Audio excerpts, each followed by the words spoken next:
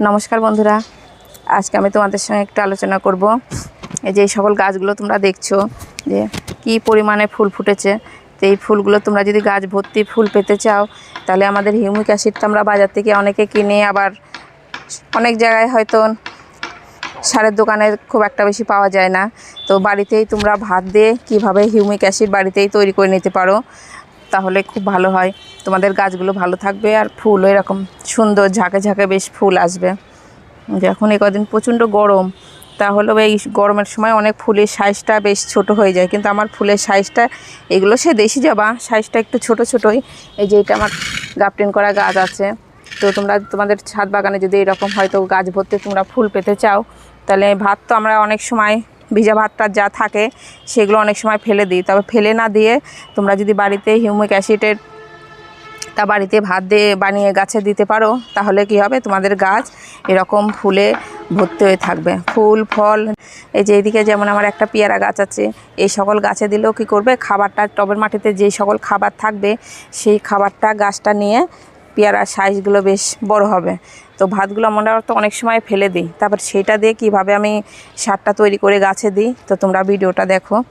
তো আমার ছাদ বাগানে প্রায় অনেকই গাছ আছে, দেখাতে গেলে তো অনেকটাই দেরি হয়ে যাবে। তো তার জন্য আমি এইটুকু কটাই দেখাই দিই, তারপরে আমি তোমাদেরকে সেই সারটা বানানো দেখাবো। আমার এইদিকে যেমন এই যে এদিকে লক্ষ্মী জবার গাছ আছে, তোমরা যে কোনো গাছেই দিতে পারো, তবে অ্যাডিনিয়াম গাছটাতে শুধু দিতে হবে না, ওইটাতে একটু অন্য সার দিতে হয়।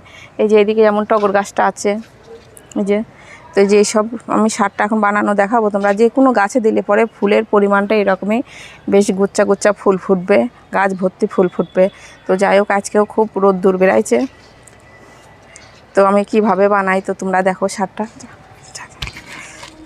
তোমরা দেখছো গাছে প্রচুর পরিমাণে যে ঝাঁকে ঝাঁকে ফুল আসছে, যে এই গাছগুলো আমি এদিকে নিয়ে আসলাম, কটা গাছ এনে তোমাদেরকে দেখাই, তোমরা দেখলেই বুঝতে পারছো কী পরিমাণে ফুল ফুটেছে। এই যে সাদা জবা, এটা এইসব জবাগুলোর খুব বেশি ফুল ফোটে। তো যাই হোক, যেটা নিয়ে কথা বলছিলাম, যে এটা যে ভাত 2-3 দিনকার ভাতটা আমি বেশ এইভাবে করে জলে চুবিয়ে রেখেছি। এইটা এইভাবে করে তোমরা হাতে একটু বেশ চটকে নিবা, তাহলে বেশি দিন পচাতে যাও না, 3 থেকে 4 দিন রাখলে পরে ভাতটা খুব পচে যাবে, এইভাবে একবারে নরম হয়ে যাবে। তো সেইটা নিয়ে তোমরা যদি মনে করো একটু মিক্সিতে গুঁড়ো করে নেওয়াও হবে, না হলে এইভাবে করে হাত দিয়ে চটকে নিলেও হবে। নিয়ে সেই জলটা নিয়ে 4-5 দিন তোমরা ভিজায় রাখলা, সেইটা নিয়ে কি করবা, তোমরা তখন খুব করে হাতে এইভাবে করে চটকে নিবা। চটকে নিয়ে, এটা তো আমাদের ঘরের জিনিস, ভাত দিয়ে তৈরি, এটা একটু কম বেশি হলেও কোনো অসুবিধে নাই। তবে মাটিটা যে সময় হয়তো দেখছো যে ভিজারে কাদা কাদা হয়ে আছে টবের মাটিটা, সেই অবস্থায় কিন্তু তোমরা এই সারটা দিও না।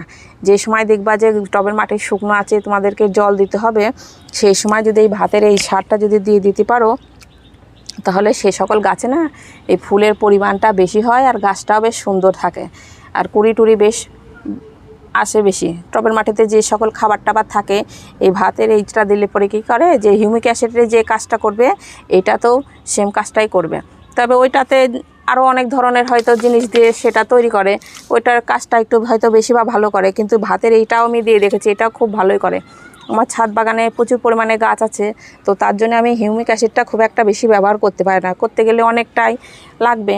তবে মাঝে সাঝে আমাদের প্রত্যেকের বাড়িতে তো ভাত একটু একটু নষ্ট হয়, তো ওইগুলো এইভাবে করে না নষ্ট করে তোমরা এইভাবে করে গাছের গোড়াতে সময় দিতে পারো। আবার ভাতের একটা সার তোমাদেরকে বানিয়ে দেখাই, এর আগে দিয়েছিলাম, বলেছিলাম যে ভাত দিয়ে মাটি দিয়ে কিভাবে তোমরা সার তৈরি করে গাছের গোড়া দেবা, সেটাতেও ফুলের পরিমাণটা খুব বেশি আসে ভাতে।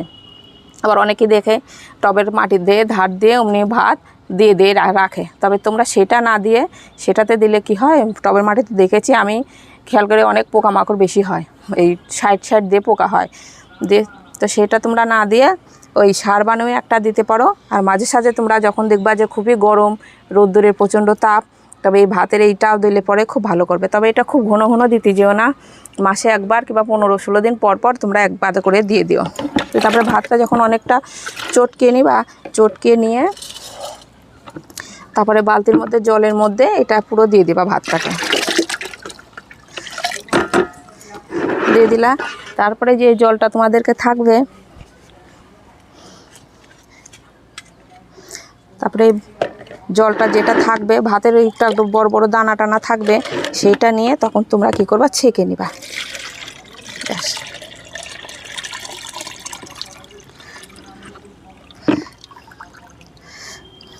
এই যে ছোট ছোট দানাগুলো থাকবে, এইগুলো তোমরা যখন যে সকল গাছে সবজির পচা টচা দিয়ে যখন যেটা সার করো সেটার মধ্যে তখন ওই ভাতের এই মোটা অংশটা দানাটা তোমরা দিয়ে দিতে পারো।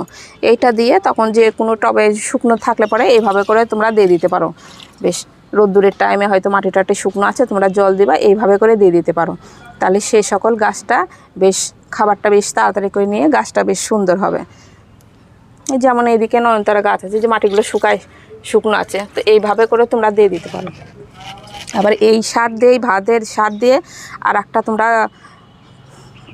ওষুধ বানাতে পারো। যেমন গাছে আমাদের অনেক সময় দেখা যায় কি যে কাণ্ডের সঙ্গে সাদা সাদা মিলিবাগের পোকাগুলো লেগে থাকে, তো তোমরা এই পাতলা জলের সঙ্গে কি করতে পারো, সেটা শুধু শ্যাম্পুতেও ভালো কাজ করবে, পোকাটা বেশ মরে যায়। তবে এই ভাতের এই পাতলা জলটা এইভাবে করে ছাঁকনি দিয়ে ছেঁকে নিও। যে ভাতের এই পাতলায় যে জলটা থাকবে এইটার সঙ্গে তোমরা শ্যাম্পু দিবা। শ্যাম্পু দিয়ে 1 লিটার হয়তো তোমাদের স্প্রে মেশিন আছে, 1 লিটার হয়তো জল লাগবে। বেশি পরিমাণে যদি গাছ থাকে তো সেই সকল গাছে একটু জলের টাপ বেশি লাগবে, তবে এটা একটু কম বেশি হলেও কোনো ক্ষতি নাই। এই জিনিসটা একবারে টকটক হয়ে অ্যাসিডের মতন হয়ে যায় কম বেশি। তো এইটার সঙ্গে যদি তোমরা একটু শ্যাম্পু গুলিয়ে নিয়ে 1 লিটার জলের মধ্যে শ্যাম্পু দিয়ে আর এটা দিয়ে গুলিয়ে নিয়ে বেশি করে ঝিঁকিয়ে নিয়ে যদি গোটা গাছে স্প্রেও করে দিতে পারো, তাহলে কী করে জাপ পোকা, তারপরে আবার মিলিবাগ পোকা যেগুলো দেখবে আবার কাণ্ডের সঙ্গে সেটে থাকে, সেটা দিলে কি করে এইটা খুব পরিষ্কার হয়ে যায় যে কোনো গাছে। আর ওষুধ দিলে তো হয়, তবে ওষুধ কিনতে গেলে পরে একটু অনেক পরিমাণে গাছ থাকলে একটু সেই পয়সার দরকার বেশি হয়। তবে আমরা ঘরেও পায়ে দিদি কিছু দিয়ে যদি গাছগুলো একটু ঠিক করে নিতে পারি তাতেও কিন্তু ভালো হয়। তবে আমি খুব একটা যে প্রথমেই একবারে ওষুধের দিকে যাই তা কিন্তু না, এই ঘরোয়া উপায়ে যে এই সকল দিয়েই কিন্তু যে কোনো গাছ পরিষ্কার করে রাখা যায়। তবে আমি যেটা যখনই বলি যে গাছটায় দেখবা তোমরা 2-1টা পোকা যখনই লাগবা বেশ কাঠি মাটি দিয়ে মেরে দিও। অনেকেই কারো দেখি হাত দিয়ে মেরে দেয়, তো যে কোনো পোকামাকড় তোমরা হাত দিয়ে না মেরে একটা কাঠি মাটি দিয়ে ফেলে দিয়ে একটু মেরে ফেলতে পারো। তবে এটা দিলে পরে এটা দুটোর কাজই খুব ভালো করবে, এই হিউমিক অ্যাসিডেরও কাজ করবে আর গাছে পোকামাকড়েরও খুব ভালো কাজ করবে। তো তোমরা ভাতের এই সারটা মাঝে সাঝে এইভাবে করে তোমরা দিয়ে দিতে পারো। তোমরা 2-1 বার দিলেই বুঝতে পারবা যে ফুলের যেমন সাইজ বড় করবে। এই যে এটা আমার যেমন টগর গাছ আছে, ফুলের সাইজ কত বড় বড়, ফুলের সাইজগুলো তোমরা দেখলেই বুঝতে পারবা। আর এই সকালের দিকে ছাদে আসলে ছাদের ফুলের একটা সেন্ট আছে, তারপরে যত বেলা হয় সেন্টটা আস্তে আস্তে কমে যায়, হালকা সেন্ট আছে। আর এদিকে যেমন নয়নতারা ফুলের গাছগুলো আছে, ওই যে কী পরিমাণে ফুল ফুটেছে। তো তোমরা মাঝে সাঝে এইগুলো এমন করে দিতে পারো। তো তোমাদের মধ্যে একজনা জানতে চেয়েছে যে সিঙ্গেল সুপার ফসফেট আর লাল পটাশ কতদিন অন্তর গাছে দিতে হবে।